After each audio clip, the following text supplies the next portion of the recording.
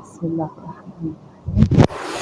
شلونكم بنات؟ شو اخباركم؟ ان شاء الله تكونون بخير. اليوم راح نخيط هذا الموديل، قصة البرنسيسة، موديل كسرات عالجوانب. عندي هاي القماش 1.5 متر، راح اخذ منه 80. طبعا انا طبقتها بالطول، خليت يعني الحاشية عالجوانب، وعلى مود على مود القلم اريده هاي الخط اللي بيها هو الخط بعرض القطعة، انا اريده بالطول بالافصال، ففصلته بهاي الطريقة.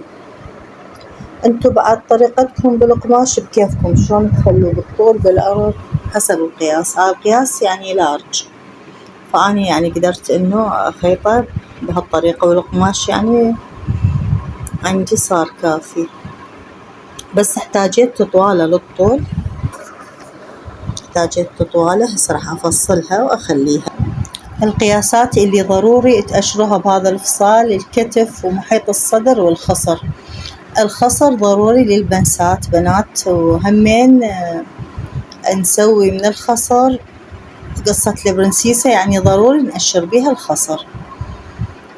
يعني انتو هاي التطوالة اني سويتها، انتو مو ضروري تسوون تطوالة مثلي، اني يعني احتاجيتها قلتلكم بالطول. انتو تتبعوا هاي الخطوات بدون هاي التطوالة، يعني اخذوا الطول على طول القطعة على عرضها.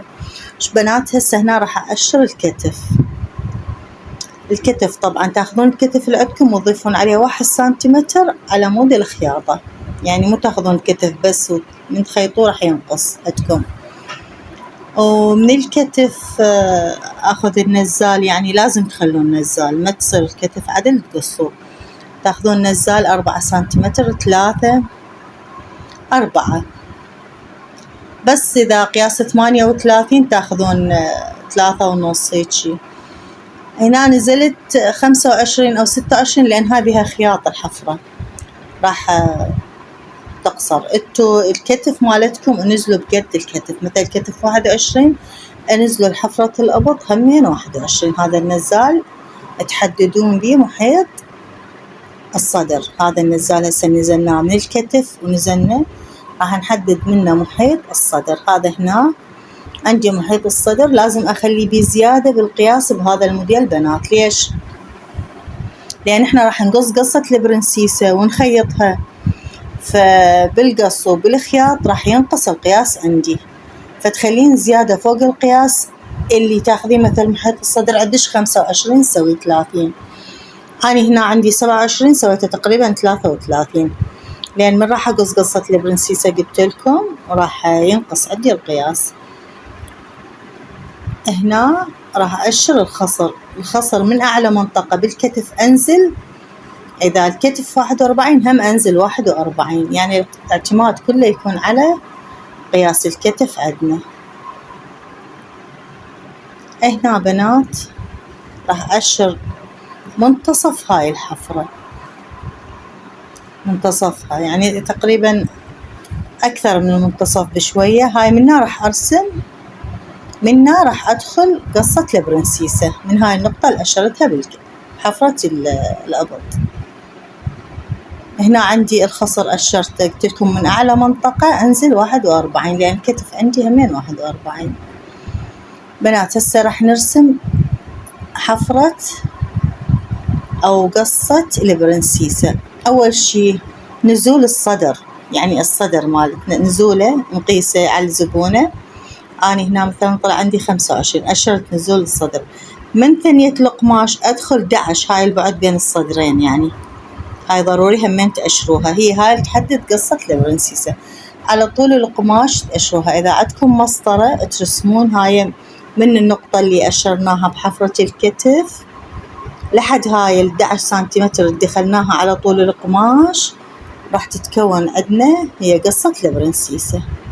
تتكون عندنا قصة فوق الخصر، نصعد 10 سنتيمتر للبنسة من فوق. هنا هسه راح أحدد البنسة عندي 10 سنتيمتر، وهنا همين عندي 10 سنتيمتر، يعني جوا الخصر 10 وفوق الخصر 10. نحدد بيها البنسة اللي تصير بقصة البرنسيسة. من كيفكم نزلوا، يعني شلون ما نقول أعرض من الخصر احنا دخلنا 11 بدون تسووها من الذيال 14 13 يعني، وشوية توسعوها وترسموها بخط مائل. إذا عندكم مسطرة يكون أحسن. هسه الشكل عندكم قصة البرنسيسة. هنا هاي النقطة ضرورية، لازم تعطين زيادة 3 سنتيمتر بهذا المكان، عمود لا تطلع عندك وصلة صغيرة، يعني من تقصين وتجين تربطيهن وحدة صغيرة تدخلين 3 سنتيمتر وتوصليها بحفرة الأبط، يعني باعتبار اعطيتي زيادة لهاي القطعة مال قصة البرنسيسة. هاي ضروري بنات تسووها، تطلعون 3 سنتيمتر وتوصلوها بحفرة الأبط. هسه راح أفصله بعد، يعني قلت لكم القياسات اللي تحددوها. اعتبروا يعني هاي الفصال قدامكم على قطعة كاملة، ما بيها إضافة ولا بيها هاي التوصالة. يعني هنا بنات قصيتها، وهاي الإضافة اللي قلت لكم سويتها يعني عفتها إضافة ضروري تخلوها بهذا المكان. هسه راح أفصلها، يعني هاي الإضافة هسه اللي راح أضيفها بالخصر هاي راح تكون عندي للكسرات. تقدرون تضيفون أكثر، أنا هسه تقريبا ضفت 8 سنتيمتر يعني 4 أصابع. إذا عندكم قماش متوفر تضيفون أكثر، يعني تكون حلوة عندكم الكسرات. وطبعا ضفت الأحزام بالفصال، يعني فصلت الأحزام. شو بنات، يعني أني هسه اعتبروها قطعة واحدة هيجي تفصلوها ضبط، مثل ما أني يعني بينت لكم إياها شلون تدخلون الدخلة من ثنية القماش. تعتمد على البعد بين الصدرين، والنزلة من الكتف تعتمد على نزول الصدر، وتقصوها عادي.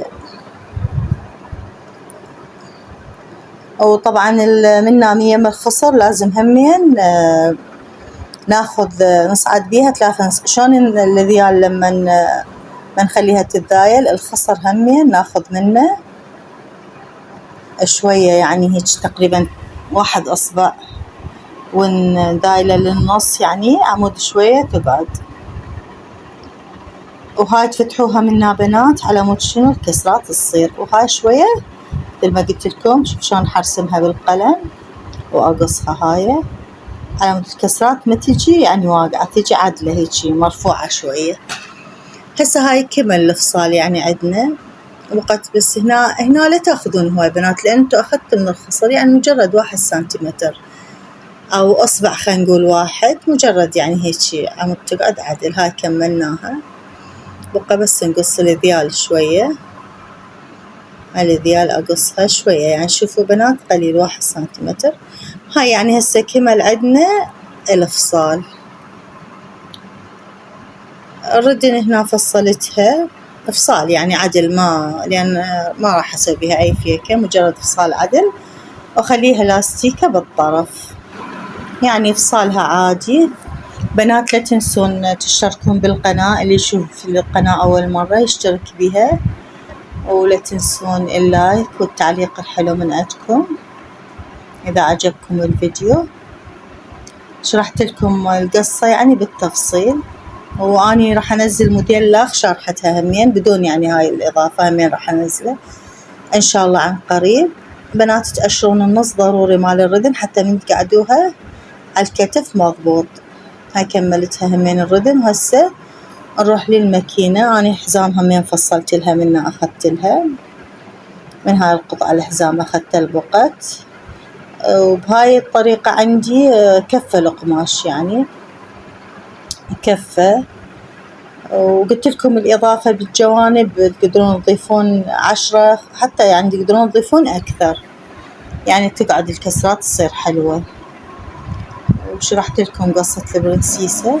الأحزام نقصه وندخله، يعني نخيطه أول شي عمود من نربط الأجزاء مال قصة البرنسيسة، ندخله يعني على قد الخصر يم البنسات ندخله. وهنا هاي بنات بعد ربطت الأجزاء كلها، وراح أحفر حفرة الرقبة. حفرة الرقبة سويناها دائرية بنات، سويتها نزلت 20 و8 سنتيمتر العرض مالتها. من أخذت من الكتف عدلته. ضروري تاخذون من الكتف 1 سنتيمتر. هاي الحزام بنات شوفوا ربطتها والبنسات خيطتها. بنات البنسات تقدرون تفصلوها وتقدرون يعني تحددون مكانها وتخيطوها بالسخياط، بس تفصلوها يكون أحسن. بنات الكيبور هذا قسمته 3 أقسام، 2 متساويات ضبط راح أخليهن على الجوانب، وهذا يكون شوية أطول من عدهن. وجبت هاي القلوب يعني الكيبور أو الشغل بيها، راح أثبتها بهاي الطريقة أخيطها. وانتو تثبتون الشغل بنات مالتكم ضروري تكونون كاوين لاصق، وتختارون يعني لون مناسب للشغل. يعني مثل هسه هذا أنا بالذهبي سويته، يعني ألوان فاتحة ذهبي كان عندي سويته. انتو همين يعني حسب، إذا أسود اشتغلوا بالأسود، يعني اللون يكون مقارب للشغل حتى يترتب. طبعا القلب اللي خليته الشغل راح أثبته على الحافة كلش أخيطه، هيجي أثبته بنات بإيدي، أضغط عليه حتى لا يتحرك، حتى وأفر القماش عليه كله وأخيطه مثل ما تشوفون بهالطريقة. ضروري بنات تثبتوه بدنابيس إذا أنتم مبتدئات، وبهالطريقة تخيطوا يعني تفروا وياكم الترتيب، تضغطون عليه بإيديكم يعني ما تخلين الماكينة تسحبه يعني يصير شكله ما أدري يعني ما يترتب. هاي الثانية سويتها من ذيك الجهة همين، وراح أخليها همين القلب. يعني هاي الشغلة يعني هذا التصميم فكرت بيه وأعجبني أسويه بهالطريقة هاي. أتمنى يعجبكم وتنفذوه إن شاء الله. وإذا عجبكم يعني لا تنسون اللايك للفيديو وتعليق حلو من عندكم، وأشكركم على التعليقات الحلوة اللي توصلني من عندكم. بعد إنه خيطت الكيبور هسه راح أثبت القلوب يعني بشكل متساوي بالدنابيس. أثبتهم بالدنابيس إلى أن يعني أتأكد إنه متساويات ونفس المكان اثنيناتهن. يلا أبدي أخيطهن. هاي طبعا المبتدئات خطوات لازم يتبعوها. فهسه شفت يعني إنه واحد صاعد وواحد نازل، راح أفتح الدنبوس ويعني أسويه متساوي للي قلب اللي مقابله، أو انتو شو تسموه، احنا نسموها قلوب أو ما أعرف يعني هيك شكلها. المهم يعني هو هذا الشغل ثبتوه بهالطريقة بدنبوس، وإلى أن تشوفون يعني بنفس المكان وتخيطوه. شوف بنات أنا أخيط على الحافة أكون شي يعني بإيدي، وأفر القماش إلى أن أكمله يعني بهالطريقة.